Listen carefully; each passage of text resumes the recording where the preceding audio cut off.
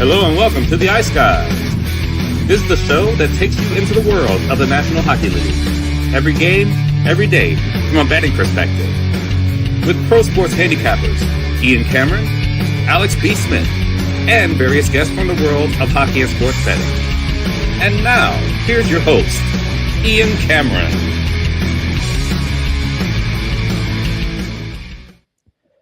Welcome to the Ice Guys, Friday, May 22nd. Ian Cameron with you. We'll have Alex B. Smith along in just a moment, ready to break down Game 2 of the Western Conference Final tonight between the Vegas Golden Knights and the Colorado Avalanche. Vegas up 1-0 in the series. Colorado looking to even it up tonight. We'll get to that in just a moment. We want to thank everybody who joined us and or tuned in to the Patreon-exclusive live betcast last night during Game 1 of the Eastern Conference Final. It was a pretty wild game when it was all said and done. Certainly a crazy first period, which we will address in just a moment. But thanks to everyone that joined us. We will have another Patreon-exclusive live betcast next week for one of the games during the Western Conference Final. So it'll be Tuesday or Thursday. We haven't decided which day yet, but it'll be Tuesday or Thursday next week, our next betcast. Leaning toward Thursday because I assume that series is going to go at least 5 games. Game 5 would be next Thursday.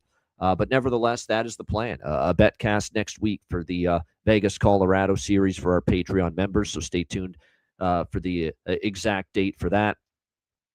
Last night, I feel like I should do this. Take a bow because we certainly pegged that game pretty well last night. Game 1 of the Eastern Conference Final between Montreal and Carolina. I don't know if I could have expressed my enthusiasm more than I did on yesterday's show for Montreal scoring in the first period. Now, I didn't have Montreal scoring 4 goals in the first period necessarily on my bingo card, but I certainly thought they could take advantage of Carolina hitting the ice for a Stanley Cup playoff game for the first time in 12 days. That in that first 20 minutes, they would, be a little bit vulnerable. Now, the counter argument to that is Carolina scored the first goal 27 seconds into the game, Seth Jarvis. So if rust was such a big deal, why the hell did they score the first goal and have that great first shift, that led to the 1-0 goal? But, it was the first shift of the game. They had the puck. They got a quick shot, fooled Dobish. It was a great shot by Jarvis, and it was 1-0. And it looked at least at the very beginning that maybe the layoff wouldn't be a big deal. But after that, you could clearly see Carolina doing shit that you were just not used to seeing them do, when they're on top of their game. And that was clearly evident yesterday as far as that game. I mean, it started with obviously the breakdown on the Cole Caulfield goal that tied it up 1 minute in. What the hell are 2 defensemen doing behind the net? And that was just a prelude to just one of the all-time worst performances in a big-time playoff game that you'll ever see from one of the league's elite shutdown defensemen in Jacob Slavin. I couldn't believe what I was watching from him last night. Him and Chatfield both go behind the net to defend the same person, and all alone is Caulfield in front to make it 1-1. The amount of odd man rushes and the amount of just breakaways that the Carolina Hurricanes allowed in the first period, it was astonishing. And I know, obviously, being off probably played some role in it. But my goodness, Montreal was just killing them with odd man rushes and breakaways. And certainly we saw it on the second goal that went in courtesy of Philip Deneau. Breakaway, gets behind the entire Carolina defense. We saw loss of coverage, turnovers leading to the Texier goal that made it 3-1. Another bad shift for Slavin, who ended up -4 last night, by the way. Just almost unheard of, for Jacob Slavin to be that poor defensively in one game, but we saw that last night. And then, of course, the fourth goal, when it was 3-1, because at 3-1, you felt if Carolina gets the next goal, they're very much in the game, can still win it. The fourth goal really did hurt, and it was obviously the goal by Ivan Demidov to cash our bargain bin special at plus 380. I've watched the replay of the Montreal fourth goal from Demidov multiple times now. And all I have to say is, what the hell was K'Andre Miller thinking in that? And even Eddie Olczyk was exasperated about it. You had Walker taking care of the man in the neutral zone there. Your job is to stay back and take care of Demidov there. What was he doing? Moving over to the sideboards, helping Walker. He didn't need help. That was just a terrible read, awful read. And we like Keandre Miller. I know, Alex, I vouch for him when I say that we like Keandre Miller. That was awful decision-making there. You can't do that. Walker's got the guy sealed along the boards. You've got to stay close to Demidov, and he didn't. He, went to where Walker was, and nobody had Demidov, and behind he goes, stuffing it in past Freddie Anderson for the 4-1 goal. Eric Robinson, credit to our guy Robert in the chat. He said Robinson due to score a goal after all the chances. Cuts it to 4-2.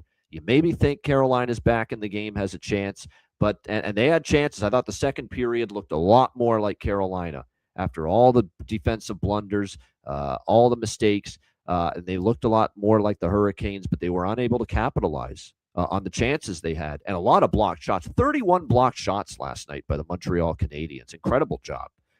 They had pressure. They had offensive zone time. Half the shots weren't getting to Dobish in that second period. And then it stayed 4-2, and 4-2 was extremely depressing for Carolina because it looked like the second period was a step forward after a brutal first period, and then the third period was another step back. They didn't get any shots. They really had trouble generating much, and of course, it was Uri Slafkovsky getting the fifth goal to put it away, make it 5-2, and then he'd get the sixth goal into the empty net as well. And on the Uri Slafkovsky goal that made it 5-2, Alex, we were all over this. Everyone on the betcast was all over this goal. I know Andrei Svechnikov is known for scoring, right? He's not known necessarily. Defensive play away from the puck's not his strong suit. He can do it, but it's not his strong suit. But that's hockey 101 when you're defending one-on-one like that. Don't be fishing for the puck. I fucking hate that. It is a pet peeve. I despise that nonsense when I see that. Stop fishing for the puck with your stick. And it got Svechnikov in trouble on that Uri Slafkovsky goal where he made that swagger move right around him and then put it in past Anderson. This hockey. It's not fishing. Go out on the lake if you want to fish. You're not doing it here on the ice surface in the NHL. That's unacceptable. Take the body. Take the man. Don't play the puck. Don't fish with your stick for the puck. Take the man. Take the body. Lay the fuck out of somebody. That's what you do in that situation if you're Andrei Svechnikov on Slafkovsky. He didn't do it. He went for a little fishing expedition. Thought he was going to reel someone in on that play. And instead, Slafkovsky makes him look silly, goes around him, and makes it 5-2 for the Montreal Canadiens there with basically the dagger goal in the third period. So terrible performance from Carolina. It's hard to gauge how much of it was Montreal making them play that way and how much was the layoff a part of it. What I will say for Carolina, too, is I'm concerned about Rod Brind'Amour a little bit. He was talking post-game, Alex. I heard it. We weren't ready for the pace. You had fucking 2 weeks to get ready for, either Montreal or Buffalo. I heard him on he couldn't get enough, Rod Brind'Amour, of doing interviews last week. He's on every fucking show. Dan Patrick, Mad Dog Radio, Known to Man last week, Sirius XM, ESPN, Pat McAfee show. I'm seeing Rod Brind'Amour's face all over the place during the layoff, the break between the Philly series and this one, talking about how we're already preparing for both teams. We got our guys working on Buffalo, working on Montreal. Well, how the hell do you not know the pace is going to go up then when you play Montreal? How do you not know that when you've had all this time to prepare? And I credit Marty Marty St. Louis got the better of him last night. They killed Carolina, Alex, on the stretch pass. The stretch pass. They know Carolina's aggressive. They pinch down because their philosophy is we keep pucks in the offensive zone. We stay in the offensive zone because our defense are going to keep plays alive by being aggressive. And then all of a sudden, Montreal says, well, you want to be aggressive? We're going to stretch past the fuck out of you and lead to odd man rushes and breakaways. And that's exactly what we saw last night from Montreal. That's an incredible coaching job by Marty St. Louis last night. And by the way, how much time did he have to get ready for Carolina for this series? What, 48 hours? Yep. 72 at most? How much time did Rod Brind'Amour have to get ready for Montreal? A couple weeks. This is a coaching thing, too. You got to step up. Are you going to keep playing man-to-man? They're 4-0 this year against Carolina, Montreal. They haven't lost to Carolina. The man-to-man structure that Brind'Amour swears by is getting carved up by this team. Do you have the guts to maybe change your style tactically going into game 2, or are you just going to say, well, no, this is our game. This is what we do, and because this is what we do, we're going to do what we do. regardless of who the opponent is, regardless of the style of play. This is not just a gut check time now for Carolina, who are an ungodly 1-17 in their last 18 conference finals games, if you could believe that. Somehow they've lost 10 straight conference finals games at home in Raleigh. This is incredible. Alex, I'll throw it to you. You talk about a gut check. Coach all the way down the lineup, and goalie, Freddie Anderson, by the way. He's melted like a fucking snowman in the summer heat in this round of the playoffs before. This is a gut check for everybody, Alex, wearing that Canes jersey.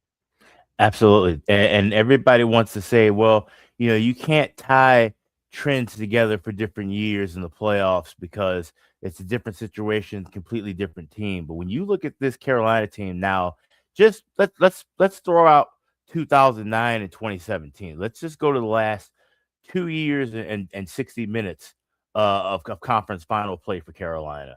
And like you said, there's a lot of constants there. A lot of the same core players, the same goaltender, and most notably the same coach that's been around. And you weren't ready for Florida in 2 straight years. And now here you are after 12 days saying that you weren't prepared for the pace of the Montreal Canadiens. So now there's a problem. And the problem is it starts with Brind'Amour and it trickles down to those core players who all should have been ready for this game. And you got the jump that you needed on top of it by scoring first. Having that crowd behind you, you had everything rocking and rolling in the first 30 seconds of this contest. And then the balloon, like I said, it didn't deflate. It absolutely burst wide open in front of everybody. And Montreal was able to take their Game 7 momentum, roll that along, but also, like you said, just play a good game and have Martin St. Louis, out-coach Brind'Amour at times and make the right changes.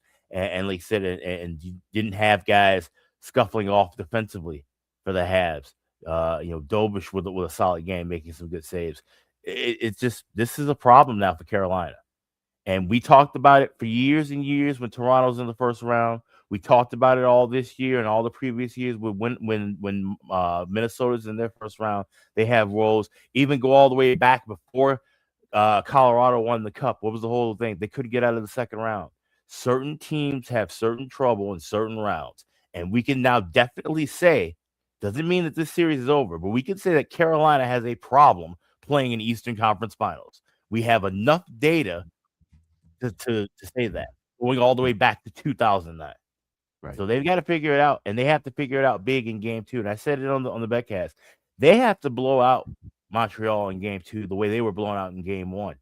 This can't be a skate by game. This can't be a go to double overtime and have to expend a bunch of energy. Eat one out. Yeah. Because all the momentum right now is with the Habs. No doubt. I mean, that's I'm not, at the panic stage yet for Carolina, but I'm at the concern stage, for Carolina. How can you not be? Because there was a bad game last night. Your absolute pillar of strength, shut down defenseman, was absolutely fucking god awful last night. I almost shocked. That's probably the stunning part of it. Jacob Slavin, I actually saw that from Jacob Slavin last night. Losing coverage, going behind the net when he shouldn't be. Hockey 101, you don't go behind the net and leave someone wide open, a la the Caulfield goal that tied it 1-1 in the first minute. Losing coverage on Texier in front of the net. And there was a wide open net that Montreal missed early in the first period too, and that was Slavin's man, and he let him get behind him. I mean, it was a brutal night for him. I almost couldn't believe what I was watching, just like Rod Brind'Amour said when talking to Jackie from TNT during the interview last night. I almost don't know what the hell I was watching from this team. But all of a sudden, if they can bounce back and win Game 2, still a big if, given the 1-17 record that they've got in the conference finals.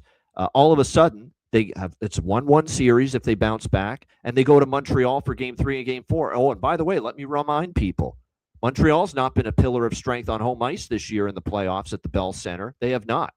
So all of a sudden, if Carolina, Alex, bounces back tomorrow night, they're really in the driver's seat again. 1-1 going to Montreal, where Montreal has struggled to win games on home ice here in the playoffs. But if they go down 2-0, and even though they're not completely out of it down 2-0, and yes, Montreal has struggled at home, it's not so much that they can't go to Montreal and win on the road with Montreal's home struggles. It's that the fucking narrative is just going to ratchet up even more if they lose game 2 tomorrow night and go down 2-0. You can't win in the conference finals. You can't get over the hump. You're now 1-18 in a conference final series in your last 19. You've now lost 11 straight home games in a conference finals. That's the stuff that gnaws away at your confidence mentally, and that's a block you don't want any part of if you're Carolina. And that would give the Habs the momentum they potentially need with their home struggles to play well. You know, like I said, if it's a 1-1 series, then okay, then now Montreal's got to get over their hurdles. But it makes it a lot easier if you're up 2-0 being in that spot and trying to figure out how to close things out at home. Yeah, absolutely. Yeah, I'm just going back to look at Montreal here in these playoffs. Yeah, they haven't always been great putting wins together. They've been a win one, lose one, win one, lose one type of team a lot during the playoffs. They did have a 2-game win streak, game 2 and game 3 against Buffalo. They never once won back-to-back games against Tampa Bay in the first round. They won game 2 and game 3 back-to-back against Buffalo. And obviously just now they've won back-to-back games because they won game 7 in Buffalo. And then, of course, they won game 1 last night. So there you go. They've won twice back-to-back in the playoffs this year. Mike Bemin has a comment in the chat, and he says, if they lose the conference finals, there's serious discussion about getting rid of Rod. I said it last night. If you lose 4-0, you lose 4-1, you got to get rid of Rod. Right. It's got, especially after the comments now after game 1. If you get swept here or you lose in 5, he's got to go. Yeah, I know there's been a lot of success, a lot of regular season winning and a lot of first, second round wins, but I think you're at the stage now where, and you have to gauge coaching firings differently. Like if there's a guy that just is, the team stinks for 2-3 years in a row, you got to get rid of him. But even after a long stretch of winning, there's been coaching changes made tons of times before. NFL, NBA, NHL, you name it. When you just keep missing and not being able to get over that last hurdle, you know, and that next step, that next progression, which for Carolina is Stanley Cup final.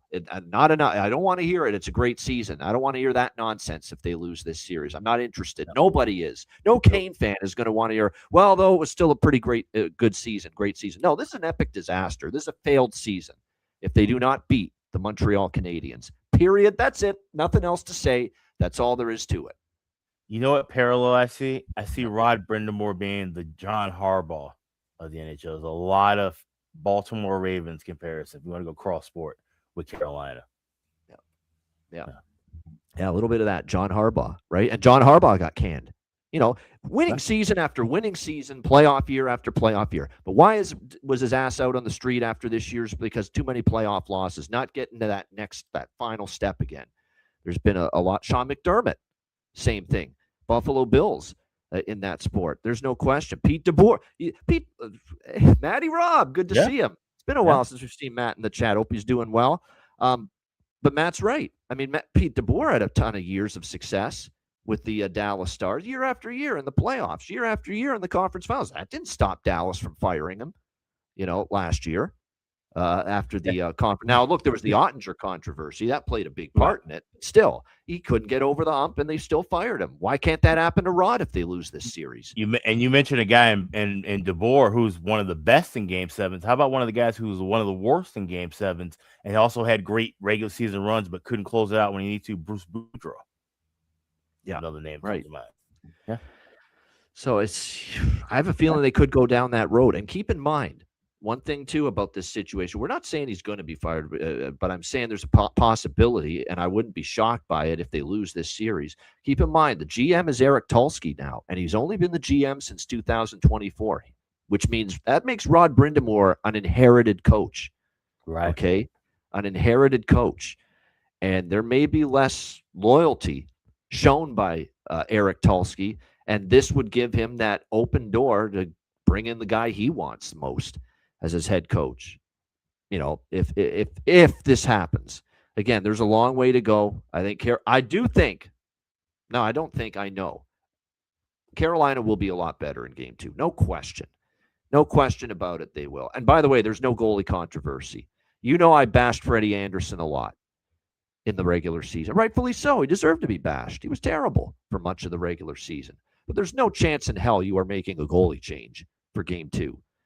You're going back to Freddie Anderson. He's been good he was terrific in the first 2 rounds, and you can't blame Freddie on many of those. What's he going to do with the Cole Caulfield goal? Nothing.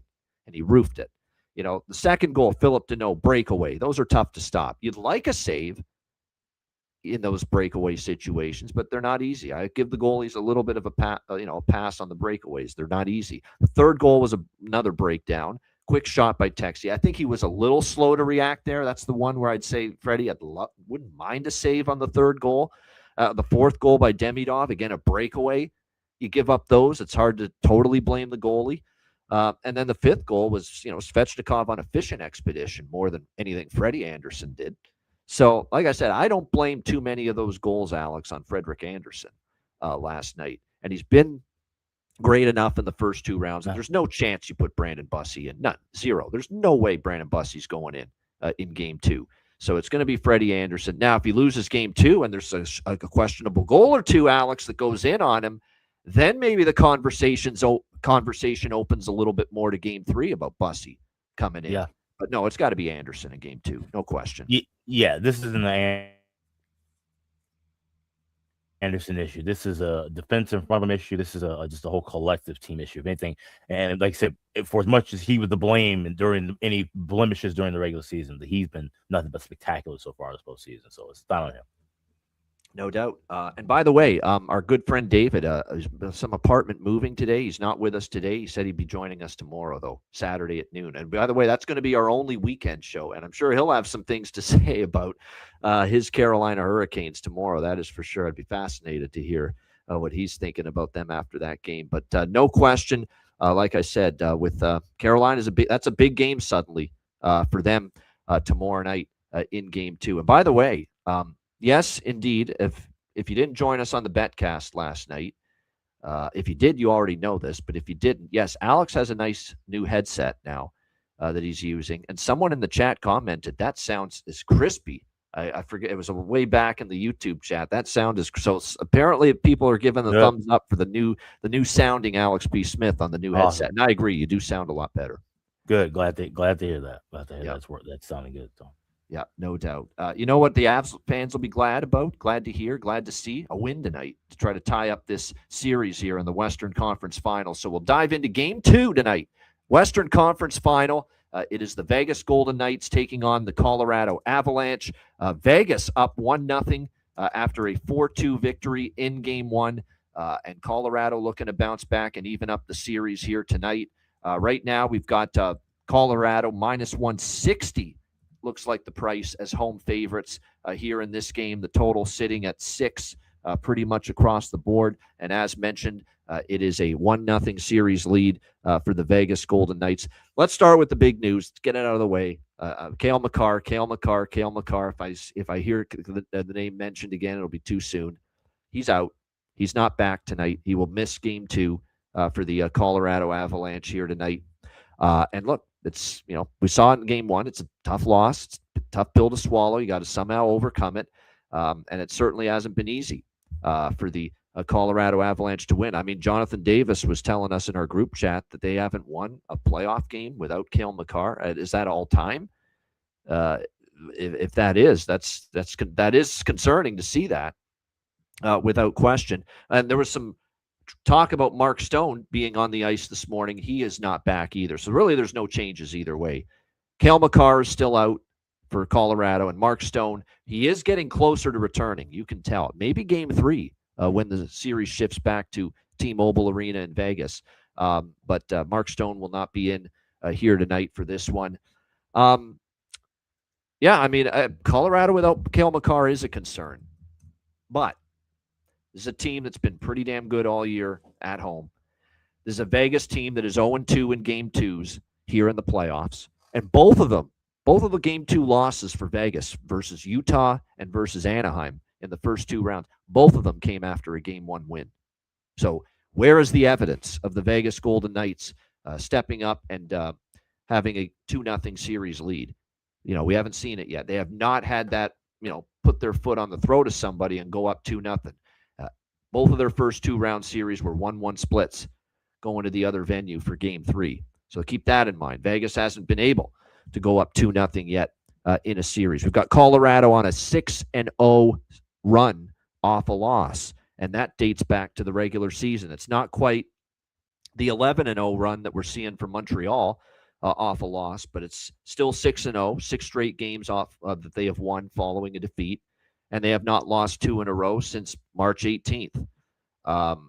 So this is a Colorado team we trust in these situations. They only lost 1 previous game here in the Stanley Cup playoffs before Game 1 against Vegas, and that was Game 3 in Minnesota against the Wild. What happened next game? They bounced back. They dominated the game. That game was only close because I thought Volstead in that game was tremendous for Minnesota. It's really, I think the shots were 38-16 or something like that. Colorado just was completely controlling the flow. Game 4 in Minnesota, after they lost Game 3, they ended up winning 5-2 in that game. So there's a really good track record here both ways where you have Vegas. They haven't always put their foot on the throat of their playoff opponent. They have yet to go up 2-0 in a series, and Colorado on this great run off a loss.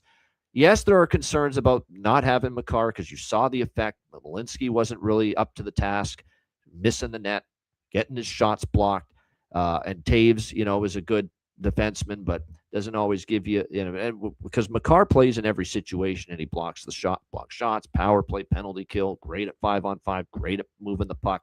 And it just feels like execution offensively does suffer a little bit for Colorado without Cale Makar. That being said, it looks like there's going to be some line changes tonight a little bit for Colorado because I see Arturi Lehkonen, Nathan McKinnon, and Gabe Landeskog, who have played together before, now looking like that's going to be the top line for the Avs. Big Val Nichushkin, Brock Nelson, Marty Necas, the second line. It looks like Ross Colton, Nazem Kadri, Nicholas Waugh going to be the third line for Colorado. And then it looks like Parker Kelly, Jack Drury, and Logan O'Connor, the fourth line, stays the same. The blue line pairs, Taves and Malinsky, Kulak and Burns, Josh Manson and our guy, Jekashan, record body, Jekashan. Yeah, he's back in as well for the Colorado Avalanche as well. I'm just buying into Colorado bouncing back. I am. I just think they're going to be determined. They're not going to be deterred. They're going to ramp it up tonight. I know there's some evidence of them struggling to win playoff games without Makar, but I'm going to buy into Colorado tonight. What I'm going to do is, I don't do this very often, my regulation money prices, regulation bets, but what we did is a split for the full game. You can get Colorado in regulation in this game at let me just see what the current. Yeah, it was around even money, minus 115. Yeah, plus 100 in some spots. Actually, you'll get a better price now because we have seen some movement toward Vegas based on obviously the news of Cale Makar being ruled out again. But yeah, I'm going to go with Colorado in regulation, minus 110, minus 115, split with team total over 3.5. If Carter Hart's great again, phenomenal in net, keeps Colorado at bay. They don't get to 4 goals. They don't win this game, Colorado. I'll just tip my cap and say, well done. Great job. Not really going to get that upset or frustrated, and he's capable of it. He's playing great. Then the recipe for Vegas is very simple. Be opportunistic. When you have a power play, cash in on it. Try to be steady defensively and rely on Carter Hart, who was absolutely tremendous. And look, Wedgwood wasn't I don't think Wedgwood was bad in game 1, but he was outplayed a little bit in net by Carter Hart. So he's got to step his game up a little bit. So I'm going to do an Avalanche in regulation, team total over 3.5 split. I'm going to do an over by Fecta here too. I think, we did have a chance to see game 1. Game 1 started slow, but when Colorado's off a loss at home, how many times have we talked about this throughout the season with the goal in the first 5 minutes, goal in the first 10 minutes, and early in the game they're pushing pace, and there's often a little bit of a flurry of offense in the first period. So we'll go with the first period over, smaller on the full game over, a little heavier on the first period over here. And I'm also going to go with, and it's funny, I bet this even before our guy in our chat, Mikey, mentioned it. I couldn't believe I was shocked because I'm like, holy shit, Mikey, you just talked about the bet I made. And I think it's a great bet. And I think it's a bet to consider if you like Carolina to bounce back tomorrow night in game 2 as well. At FanDuel, you can take Colorado goal in the first period and parlay it with Colorado money line. I think that makes a lot of sense. You can get Colorado goal in the first period, parlay it with Colorado money line. And that is definitely around minus 106 is the price on that. That's really good because the Colorado to score in the first period, I think by itself is minus 190 right now. So you parlay that Colorado goal in the first period with Colorado money line. I'm going to do that as well at minus 106. And I think I might even do something similar with Carolina tomorrow night, where it's Carolina goal in the first period, Carolina money line parlay. And it'll probably be around that same price. So that makes a lot of sense. Yeah. And just a small little taste of Colorado first goal, first period tonight as well. That's the smallest bet of them all. So that's what we got here for sides and totals here in game two. Alex, what do you think for game two, Vegas, Colorado? Yeah, we're kind of in lockstep. There's a lot of plays that I like. Like I said, first goal, first period, took a little sprinkle of that, plus 110. Colorado in regulation, I got that at even money. And, I like the first period over. I'm going to wait for that in game because it's so cheap. I'm seeing as low as $1.20 at FanDuel. So hopefully try to get that crossing over the plus money territory. And it's funny, MGM has this available. Usually it's only for the elimination games. But I'm taking a shot with empty net goal, yes, plus $1.10. Colorado to score empty net goal, plus 175. I think this could be one where they, jump out and get a lead and be able to, put this game away safely and win by margin. So that's the way I'm kind of attacking with that. So regulation money line, go first goal, first period, and an empty net goal for Colorado with an empty net goal by anybody in the game. Those are some plays that I have. Of course, bargain bid coming up later. That's a good one too, Rich. That's really good stuff there by him. Well done. That's a nice little combo too. Goal in the first 10 minutes, and you can parlay that with first period goal for Colorado. Yeah, that's plus that's good too. That's another nice one. I might even bet that myself, Rich. Well done on that. That wasn't on my card, but that might be another way to go about it. But I really think they get on the board in the first 20 minutes. I'd be very surprised if they don't. But yeah, the one I like, and I bet I just want to repeat it. It's Colorado goal in the first period, Colorado money line parlay, minus 106 at FanDuel. Actually, you probably get a better price on it now, Alex, because the price, there's been money on Vegas since the McCarthy. It should be adjusted, yeah. So I think you probably get a little bit of a better price on that now. So, like I said, I still think that's a very solid approach. Shame on Colorado. Like if we're at the point now, and as great as he is, Cale Makar, that we just can't rally the troops at home to avoid a 2-0 deficit without him, then maybe they're just not as good as we thought they were, if that's the case. This is their spot. This to me feels very similar, and I don't want to compare it to the NBA, but there was no way I was not going to take the Thunder, Oklahoma City, game 2 against San Antonio. They lost game 1 at home. I said, they're not going down 2-0 at home. They're the Oklahoma fucking City Thunder, all right? They're the defending champs. They've been the best team in the NBA regular season all year. And that's how I feel about Colorado now. I don't give two shits now about Makar. This is about this team. And if they're worth their salt, this Colorado team, they will not go down 2-0 at home to this Vegas team. They will not. And they've been the best team all year in the regular season, this Colorado team. And like I said, I love the Thunder in game 2 against the Spurs in this very similar situation that I am liking Colorado in here tonight in game 2 of this series. Good stuff. As far as props, by the way, for this game, shots on goal, yes, as frustrating as they are, and they are, trust me, very frustrating they can be. There's a lot of good ones tonight, assuming we don't get robbed, we don't get jobbed by the shots on goal merchants and the counter. If you will. But we have Pavel Dorofeyev, who's been Scorofeyev for Vegas. 4 straight games, he's gone over 2.5 shots on goal. We'll take a shot with that. Big Val Nichushkin. Maybe that's a sign that he scored in game 1, Alex, that he's going to come to life. But he's gone over 1.5 shots now in 3 straight games. Ross Colton, who I like for a goal prop too tonight, not just his shots on goal prop. Same thing with Big Val Nichushkin because they're shooting the puck now. Ross Colton has gone over 1.5 shots in 3 straight games for the Avs. And you're looking at even money for over 1.5 shots for him tonight. That's worth a look. Gabe Landeskog, back-to-back games, over 2.5 shots on goal at even money. Brett Howden, our guy, who is again going to be a goal prop bet for me tonight for Vegas. How can it not be? Brett Howden over 1.5 shots on goal in back-to-back games for the Vegas Golden Knights. Marty moving to the country, gonna meet me, Marty Necas. Marty Necas for Colorado, over 2.5 shots in back-to-back games. Nazem Kadri, he's not on a consecutive game shots on goal streak, but he did go over 2.5 shots on goal in game 1, and he has gone over 2.5 shots on goal in 4 of the last 5 playoff games for Colorado. So Naz Kadri, another shots on goal prop to look at. As far as goal props, yeah, Dorofeyev for sure, 4-game goal scoring streak. Brett Howden for sure, 2-game goal scoring streak. Goals in 4 of the last 5, 8 of the last 10 for Vegas. So Brett Howden's a no-brainer once again. Landeskog, I think Lehkonen at plus 340 because he's moving up tonight with McKinnon and Landeskog on the top line. So Arturi Lehkonen, I think, could be a night for him to find the back of the net for Colorado in this game. So that's a goal prop I'm interested in here tonight just because of that extra value. I mentioned Colton with the way he's shooting the puck down on that third line. A lot of people like Nelson to finally get going, but the thing is with Brock Nelson, I almost feel like I want to see the puck go in first for him before I back him to score because it's been the wells run dry for him. You know, he's only got 2 goals here in the playoffs, and it's kind of been disappointing because of how well he played in the regular season. But he was getting a lot of chances, Robert. We talked about that with Eric Robinson for Carolina. You know, eventually you got to think something's going to go in for you. Maybe we're at that point with Brock Nelson where you just say, you know what, he's due to get one with all the opportunities and all the looks he's getting. So I don't mind that at all if you subscribe to that theory.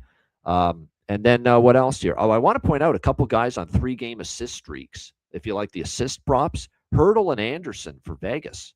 3-game assist streaks, and their assist prop is over plus 200 for both of them. And they've had assists in 3 straight games. Tomas Hurdle, Rasmus Anderson.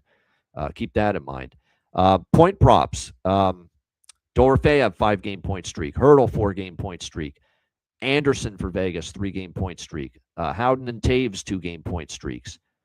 So those are the teams riding the point streaks going into tonight. And I think this is a Carter Hart saves night too, for sure. Carter Hart over 28.5 saves. He went over that saves number in game 1.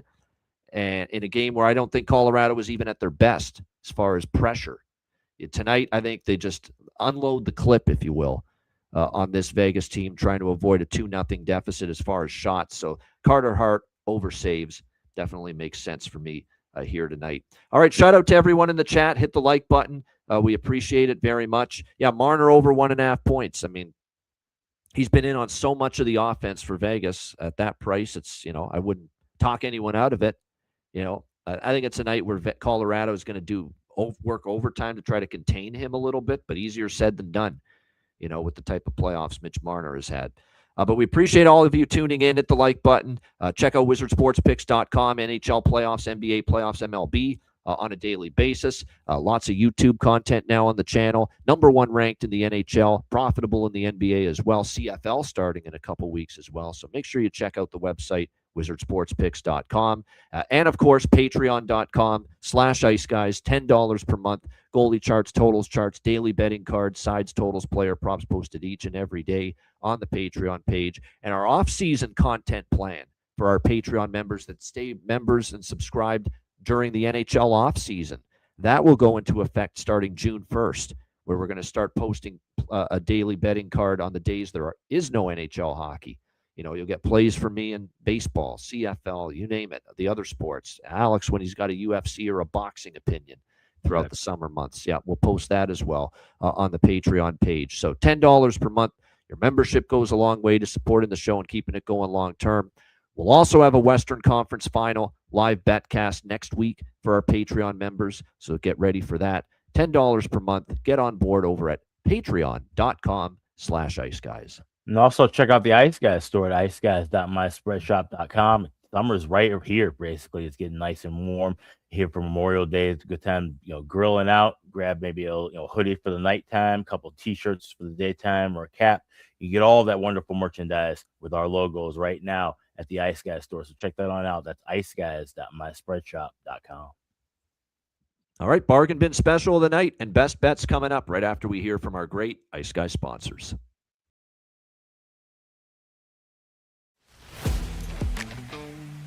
Wizard Sports Picks, featuring the finest handicappers in the universe. Sharp insights, trusted picks, and relentless results. We strive to help you become consistent winners. This is Wizard Sports Picks.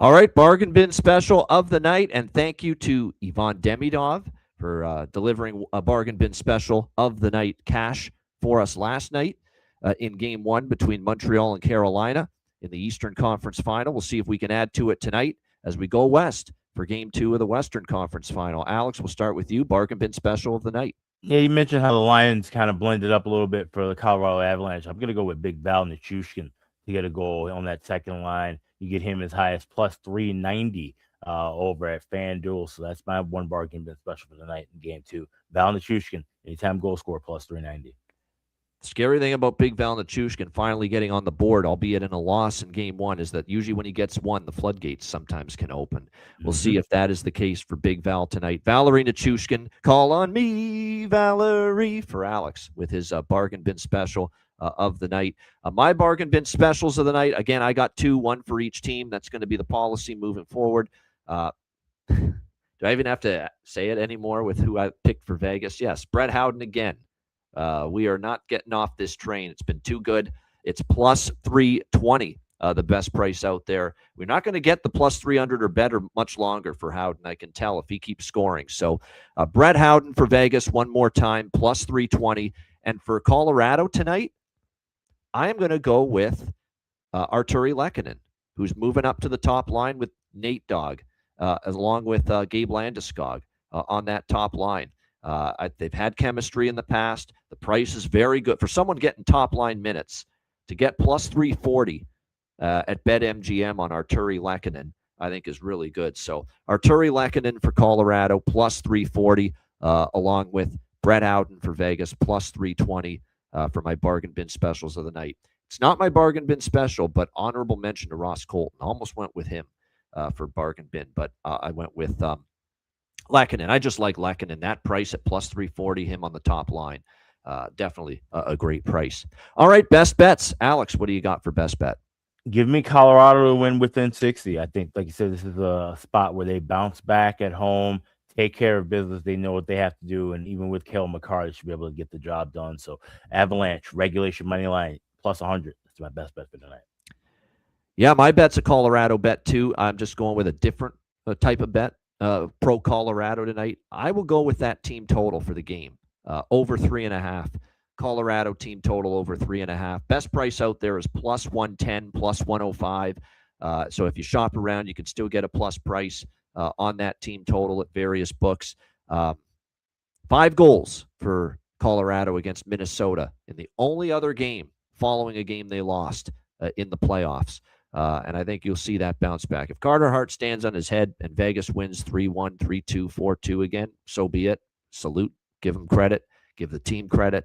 But I don't think it's happening. I think Colorado has shown enough this year that at home, they're not going to go down 2-0. This is like what I felt with OKC in the NBA the other night. So Colorado team total over 3.5, plus 110 for my best bet here for this Game 2 in the Western Conference Final for Friday night. Shout out to everyone in the chat. Hit the like button on the way out. A reminder that tomorrow, we've got Saturday at noon Eastern. We'll be with you as always, but it will be our only show this weekend. What we're going to do is we're going to do the preview of Game 2 in the East, Montreal, Carolina, and Game 3 of the Western Conference Final, which is Sunday between Colorado and Vegas. So we'll talk both of those games on the show tomorrow on Saturday. We'll have no show on Sunday, and we will be back with you, even though it's Memorial Day, and I know you'll get the barbecues cranked up, fireworks and get-togethers and all that. We'll still be with you on Monday at 2 p.m. Eastern. For another edition of the Ice Guys. So just a little programming alert there. A reminder, the Ice Guys is live 7 days a week, Monday to Friday, 2 p.m. Eastern, Saturday, Sunday, noon Eastern. If you can't watch the show live, download the Ice Guys podcast in audio form on all major podcast platforms, Google Podcasts, Apple Podcasts, Spotify, Stitcher, iHeartRadio, Amazon Music, and more. Download the Ice Guys podcast when you can't watch the show live. For Alex B. Smith, I'm Ian Cameron. Have a great Friday night. Enjoy the games and good luck. And we will talk to you Saturday, noon Eastern, for another edition of the Ice Guys.